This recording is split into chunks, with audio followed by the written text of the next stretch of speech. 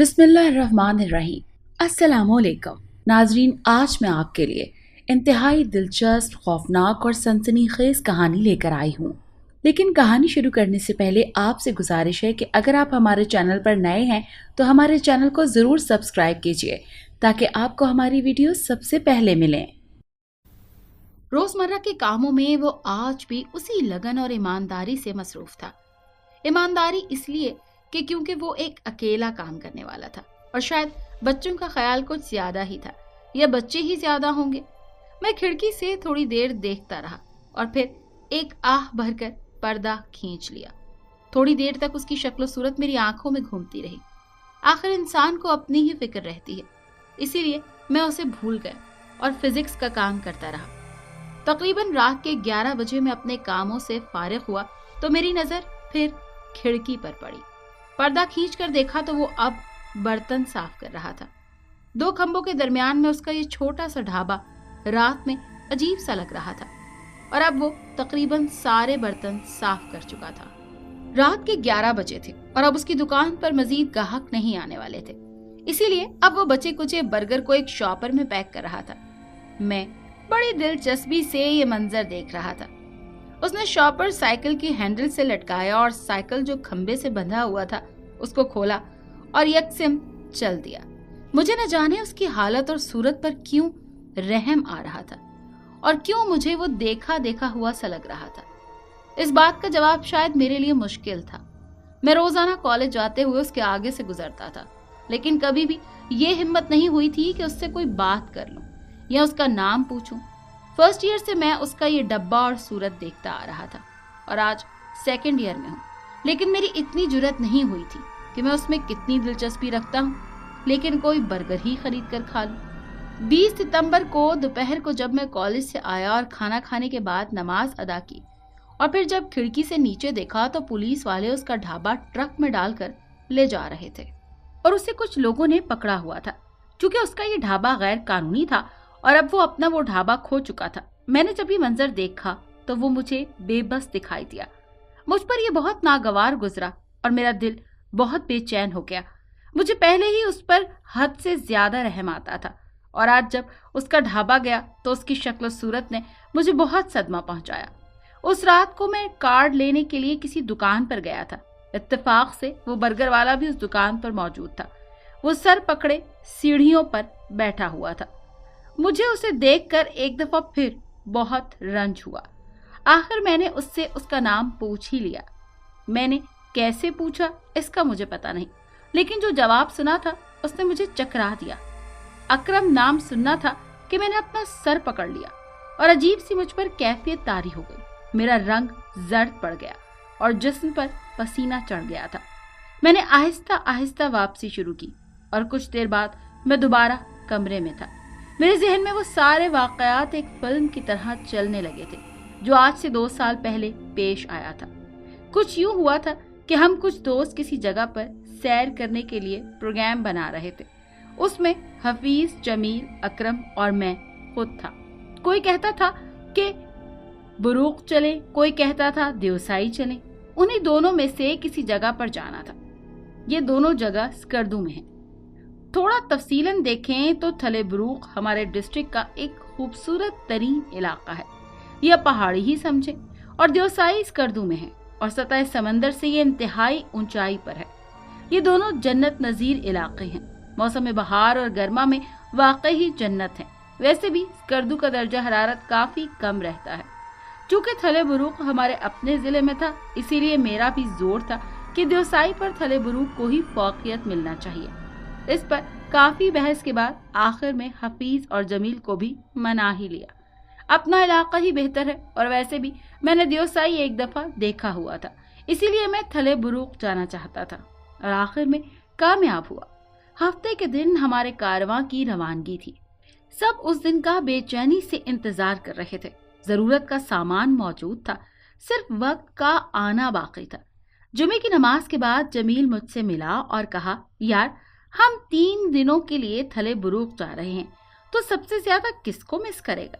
मैं जवाब में मुस्कुरा दिया तो वो समझ गया और कहा, हाँ मैं भी रुबीना को बहुत मिस करूंगा। यार उन सब बातों को छोड़ो, ये बताओ कि तुमने सारा सामान डाल दिया है ना? मैंने पूछा। तुम इसकी फिक्र मत करो, सब ठीक है, बस रुबीना को मैं कैसे जुदा करूं? उसने कहा। उसके बाद मैंने उसे अलविदा किया और घर आकर कंप्यूटर पर कुछ प्रोग्राम्स का काम किया। उसको पूरा करने बैठ गया और शाम हो गई। मैंने सोचा क्यों ना नमाज मस्जिद में बाजमात ही अदा की जाए। इसी ख्याल को जहन में पक्का करके मैंने वुजू किया और मस्जिद मेरी मंजिल थी। रात भर मुझे यही ख्याल आता रहा कि सुबह क्या क्या करना है। इन्हीं ख्यालों में ख्वाबों की दुनिया में खो गया। सुबह 7 बजे मैं उठा और नाश्ते के फौरन बाद तैयारी शुरू कर दी और 8 बज चुके थे। अल्ताफ और हफीज बाहर से मुझे चीखें मार मार कर बुला रहे थे कि जल्दी निकलो, हमें जल्दी पहुंचना है। जब मैं तैयार होकर बाहर निकला तो सब बाहर खड़े थे। तुमने कितनी जल्दी की, सिर्फ 20 मिनट लगा दिए, अकरम ने तंजिया अंदाज में कहा। मैंने कहा यार कोई जहाज छूट रहा है क्या? सिर्फ 2 घंटे का सफर है, आराम से जाएंगे और पहुंच जाएंगे। यार इतनी जल्दी क्या है? जमील ने कहा जल्दी चलो, गाड़ी हॉर्न दे रही है और बेचारा आधे घंटे से तुम्हारा ही इंतजार कर रहा है। ओके चलो। जब रोड पर पहुंचे तो सामान वगैरह पहले ही गाड़ी में रख दिया गया था। मैंने अपना बैग रख लिया और अल्लाह का नाम लेकर गाड़ी में सवार हुआ। दोस्त सारे भी बैठ चुके थे और मैं साकिब की नजरों को देखकर पहचान गया था कि उसे कितना गुस्सा चढ़ा हुआ है। साकिब गाड़ी का ड्राइवर था और मुझे कुछ कहे बगैर गाड़ी स्टार्ट की और सफर का आगाज हुआ। जिंदगी एक सफर है और इस सफर में हर इंसान रवां दवा है और इसमें कोई तबका या उम्र का लिहाज नहीं। कोई मंजिल के करीब है तो कोई दूर, कोई पहुंच चुका है तो कुछ ने अभी पहुंचना है। लेकिन अजीब बात यह है कि सबकी मंजिल एक है, लेकिन एक मंजिल के लिए कितनी ज्यादा राहें हैं। खैर इन बातों का क्या फायदा, हम कहानी की तरफ वापस आते हैं। थले बुरुक हमारे गांव से तकरीबन 2 घंटे का सफर है। इस 2 घंटे में हमने बहुत एंजॉय किया। मैं आगे सीट पर था और गाने अपनी मर्जी से चला रहा था, जबकि बाकी पीछे शोगल में गुम थे। इकराम न जाने खुश क्यों न था, वो कुछ उदास सा था। वजह पूछी तो उसने बताया नहीं।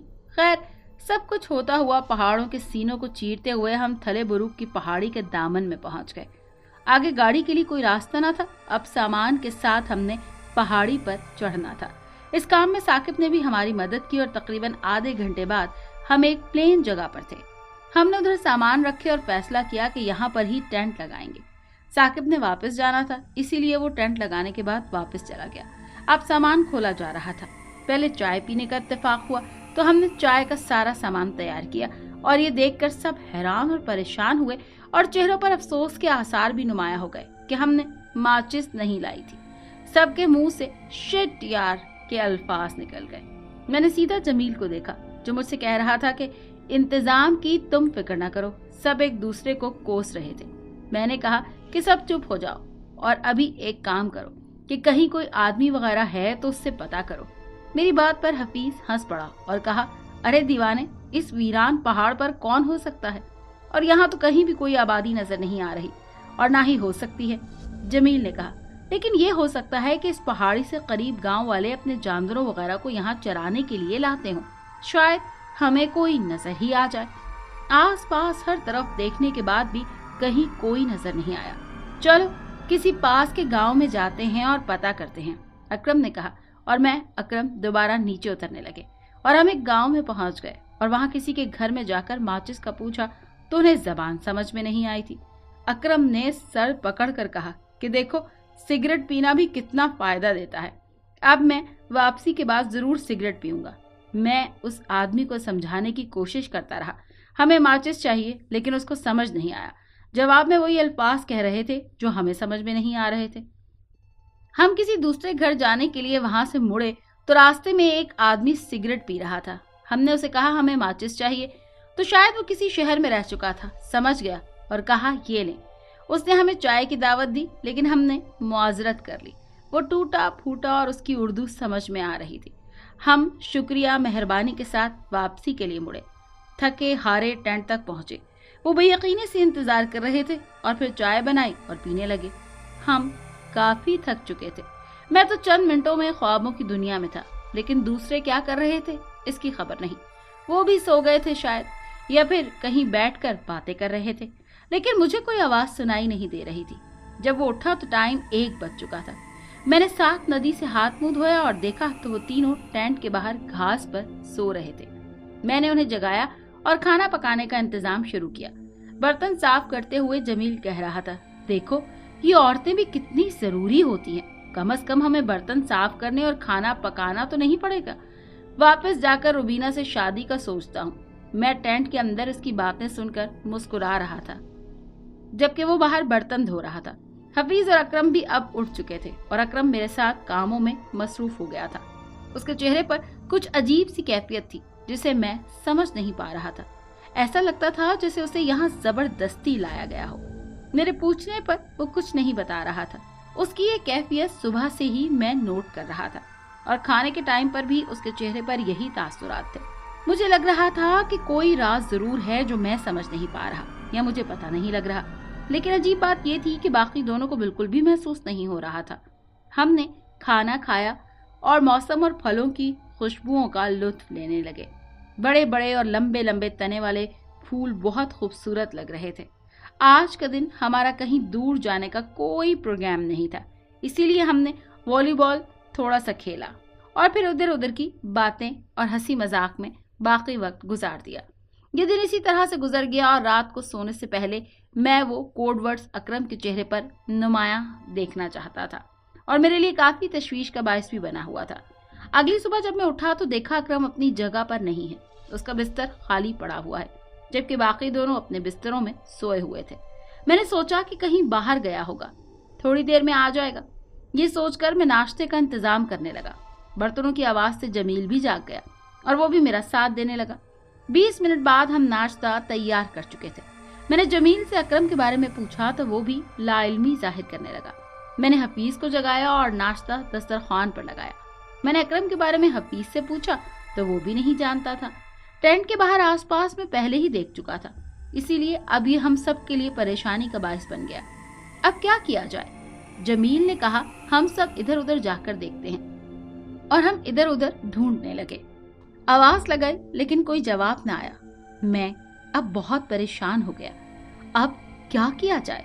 सब वापस आए लेकिन अकरम का पता न चल सका। मैंने कहा, ये नीचे गांव में तो नहीं गया? इस पर हफीज ने कहा, नहीं यार, ऐसा नहीं हो सकता। वो भला क्यों जाएगा, और अगर जाएगा भी तो कुछ बता कर जाएगा। तीनों बहुत परेशान थे। जमील ने कहा, चलो एक दफा देख ही लेते हैं, कहीं गांव में तो नहीं। चुनाचा हम गांव में आए और उसे घर घर तलाश किया। लोगों से पूछा लेकिन किसी को कोई खबर न थी। अब मैंने कहा कि शायद ये हमारे गांव चला गया होगा, वरना अब ये कहाँ गया। इसके बाद फैसला हुआ कि गांव वापस चलते हैं। हम दोबारा हमारे टेंट के पास आए और सामान वगैरह जमा कर दिया। इसी दौरान हमने देखा कि दूर एक पहाड़ी के नीचे से कोई उतर रहा था। उसका सर हमें दिखाई दे रहा था और वो हरकत कर रहा था। मैंने जल्दी से कहा, यार ये कौन है? पता नहीं, चलो चलकर देखते हैं, जमील ने कहा। हम उसकी तरफ चलने लगे। चंद मिनटों में हमने देखा कि वो एक आदमी है जो भेड़ बकरियां चरा रहा है। उसके साथ तकरीबन 25 के लगभग बकरियां थी। उस आदमी की शक्ल काफी डरावनी थी। सामने के 2 दांत मुंह के बंद होने के बावजूद भी आसानी से बाहर निकले हुए थे और अभी तो उसने मुंह भी नहीं खोला हुआ था। काफी खौफनाक लग रहा था। उसने बड़ा सा कोट पहना हुआ था और हाथ में एक डंडा था। गले में गुलूबंद, सर पर अजीब सी टोपी और कद छोटा होने के साथ रंग काला था। उसका यह हुलिया उसे किसी तौर पर नॉर्मल इंसान नहीं बता रहा था। मैंने पूछा, भाई साहब आपने कहीं किसी लड़के को देखा है? मेरे सवाल पर वो मेरी तरफ ऐसे अंदाज में देखने लगा कि अभी मुझे खा जाएगा। मैंने फौरन नजरें उससे हटा ली। मैं उसके हुलिये को देखकर काफी खौफजदा था, इसीलिए सही तरीके से सवाल भी नहीं पूछ सका। मेरे सवाल के जवाब में उसने कुछ अजीब सी जबान बोली, मुझे जो समझ नहीं आई। हफीज को वो जबान आती थी, इसीलिए उसने पूछा तो उसने अपनी जबान में हफीज को समझाया। शायद इस तरह हुआ है। हफीज ने हमें बताया कि यहाँ पहाड़ी में जिन भूत रहते हैं, वो अक्सर अपने जरूरतमंद लोगों को यहाँ से उठा लेते हैं और ये पहाड़ियाँ यहाँ से दूर हैं। और हाँ, वो ले जाने से पहले उसे इशारा देते हैं और वो सिर्फ उस बंदे को ही नजर आता है जिसकी अगली बारी हो। वो दोनों उसकी बातों को अच्छी तरह समझ गए कि क्या मामला है। अकरम का रंग जो पहले दिन कुछ अजीब सा हो गया था और उसके चेहरे पर मौजूद कोडवर्ड्स में सब कुछ समझ गया। उसके मुताबिक अगली बारी मेरी है, यानी जिसको वो इशारा नजर आए उसकी अगली बारी है। इसका मतलब मुझे भी वो ले जाएंगे। मुझे ख्यालों में देखकर जमील बोला, क्या हुआ और अब क्या करना है? मैं चौंक गया और सारा खेल समझ गया। उसको सुनकर वो लोग भी हैरान और परेशान हुए और सोच में पड़ गए। मैंने मुड़कर उस आदमी को देखा तो वो नहीं था। इधर उधर नजर दौड़ाई, लेकिन उसका कहीं भी नामो निशान मौजूद नहीं था। यहाँ तक उसके रेवड़ का भी निशान नहीं था। हम लोग काफी हैरान हुए। ये कहाँ गया? अभी तो यहीं था, कहाँ गायब हो गया? हो सकता है कि वो भी कोई जिन या भूत हो, या कोई गैबी इमदाद जिसने हमें खबरदार कर दिया। अब हम वापस टेंट के पास आए और फैसला हुआ कि हम अकरम को वापस ले जाएंगे, क्योंकि वो हमारा दोस्त है और हम दोस्ती निभाएंगे चाहे कुछ भी हो जाए। हमने मुकम्मल तैयारी की और उन पहाड़ों की तरफ चल दिए। हमारे इरादे नजर आने वाले पहाड़ों के मानंद मजबूत और जामिद थे, इसीलिए हम मुसलसल पहाड़ी के दामन में पहुंचे। पहाड़ी बर्फ से ढकी हुई थी और हम ऊपर चढ़ने लगे। थोड़ी देर में हम उसके टॉप पर थे। जब हमने देखा तो हर तरफ ही सफेदी नजर आ रही थी। बर्फ की लंबी लंबी तह पहाड़ों पर चादर डाले हुए थी। हफीज ने कहा कि इस अजीब आदमी ने कहा था कि यहाँ से आगे जिन्नों और भूतों का राज है, लिहाजा हमें एहतियात करनी चाहिए। लेकिन हमें तो कुछ भी नजर नहीं आ रहा। मैंने कहा, चलो आगे चलते हैं। अभी कुछ ही देर हुई है कि मुझे कुछ दायरे नजर आए, यानी बर्फ पर अजीब किस्म की लकीरें थी और एक लकीर सीधी आगे तक जा रही थी। मैंने दोनों को रोका और कहा कि आगे ना जाओ, ये लकीर देखो। मैंने बर्फ की तरफ इशारा किया, लेकिन अजीब सी बात है कि वो लकीरें उन्हें नजर नहीं आई। मेरी काफी यकीन दहानी के बावजूद उन्हें यकीन ना दिला सका और ना ही कुछ दिखाई दिया। फिर आखिर मैंने कहा, चलो आगे चलते हैं, जो होगा देखा जाएगा। ये कहकर मैंने कदम बढ़ाए। जैसे ही पांव लाइन के पार लैंड किया, हमारे सामने ना यकीन और खौफनाक चीजें रूनुमा हुई। हमारे सामने देखते ही देखते खौफनाक खंडर या टूटा फूटा हुआ घर समझ लें सामने आ गया। हर तरफ दीवारें बन गई और दो छोटी दीवारें भी बन गई और बीच में रास्ता बन गया। हर तरफ कह कहे और चीखें सुनाई देने लगी। अजीब व गरीब आवाजें हमें पुकारती रही। मैंने पीछे मुड़कर देखा तो एक बड़ा दरवाजा बन गया था और उसकी लटकती हुई कुंडी हिल रही थी, ऐसे जैसे हम उसको खोलकर अभी अंदर दाखिल हुए हैं। हमारे सामने न पहाड़ थे और ना ही बर्फ। हम तो किसी पुराने से खंडर में आ पहुंचे थे। ये सब देखकर हमारी आंखें बाहर को उबल रही थी। मैंने होश संभाला तो वो दोनों बुद्ध बने खड़े देख रहे थे। किसी को पता नहीं था कि क्या हुआ और क्या हो रहा है। मैंने उन्हें जगाया और कहा कि आगे चलो। हफीज ने कहा, हम तो फंस गए, ये सब क्या है? हमें नहीं पता। अब अपने अंदर हौसला पैदा करें। ये क्या करें? डरो मत, अल्लाह का नाम लेकर आगे बढ़ो।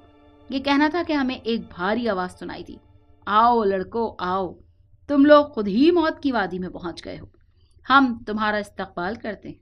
इसके बाद एक लंबा कहकहा और साथ ही बहुत सारे लोगों के कहकहों की गूंज सुनाई दे रही थी। मौत की वादी, ये कैसी वादी है? मुझे तो बहुत डर लग रहा था। जमील ने कहा।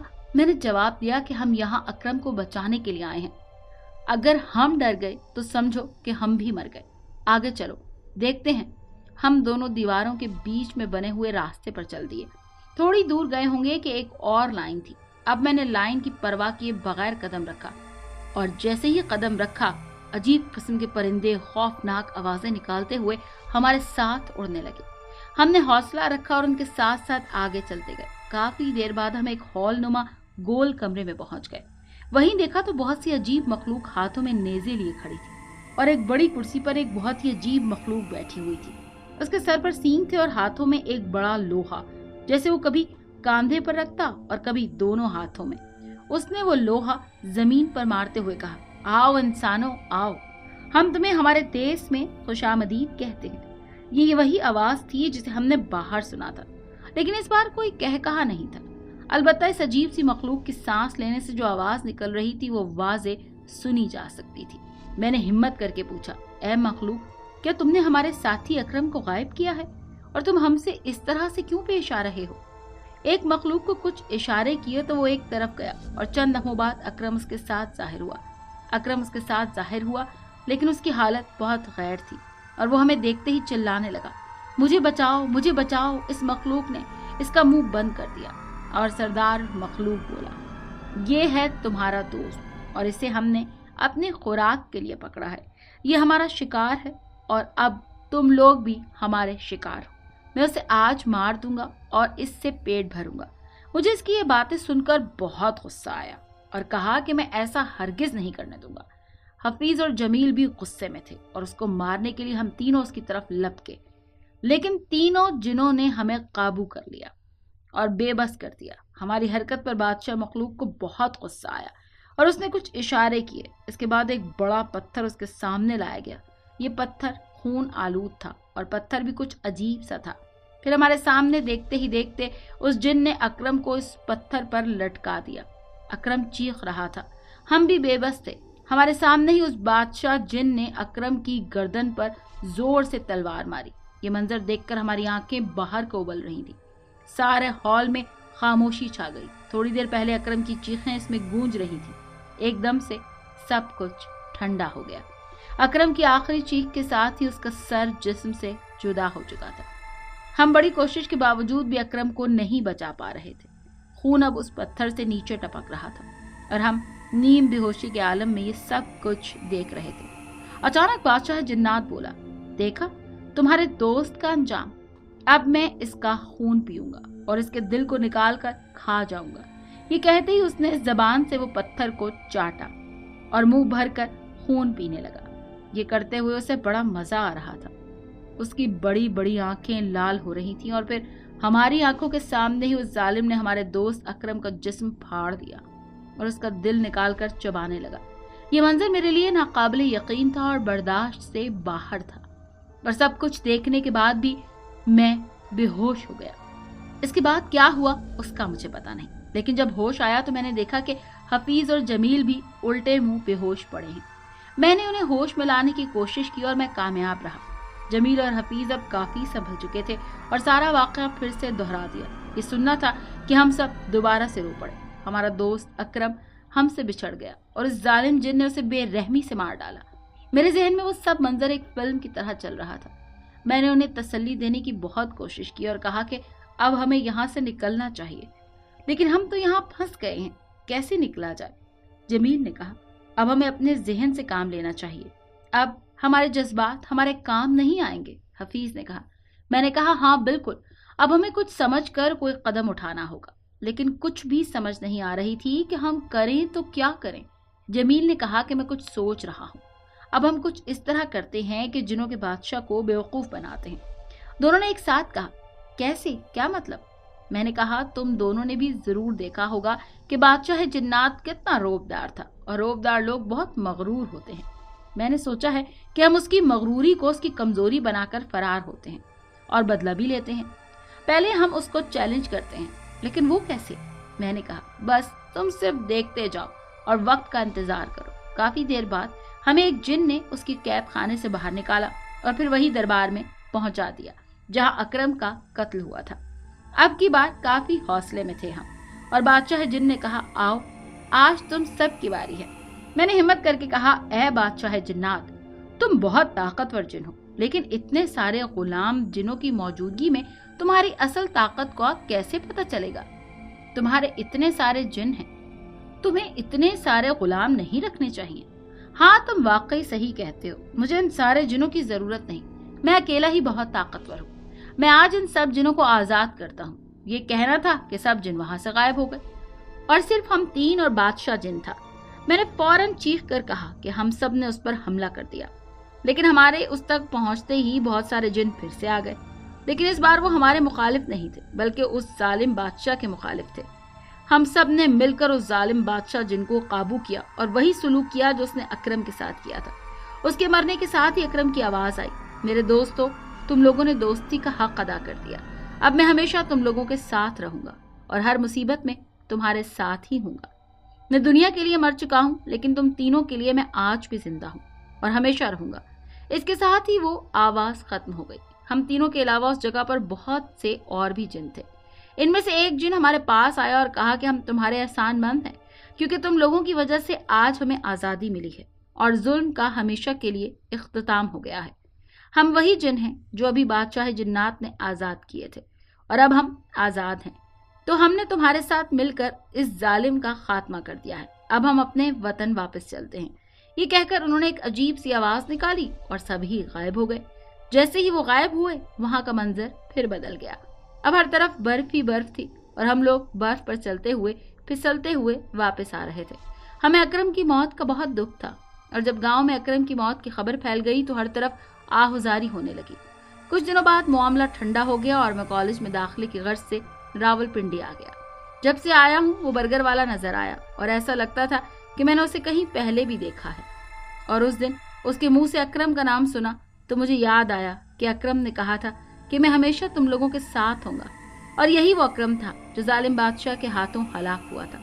वो मेरे साथ एक बर्गर वाले के रूप में रहता था और वाकई उसने सच्ची दोस्ती दिखाई थी। अब न जाने वो किस रूप में है, लेकिन मैं अक्सर बर्गर वालों से उसका नाम पूछ लेता हूँ, लेकिन उस दिन के बाद मुझे दोबारा पता न चल सका। अगर आपको ये कहानी अच्छी लगी है तो इस वीडियो को लाइक कीजिए और इस तरह की मजीद वीडियोस देखने के लिए हमारे चैनल को सब्सक्राइब कीजिए। और हाँ, अगर आपके किसी दोस्त, रिश्तेदार या बहन के साथ खुदा न करे ऐसा कोई वाकया पेश आया है तो हमें कमेंट सेक्शन में उसके बारे में ज़रूर बताइए।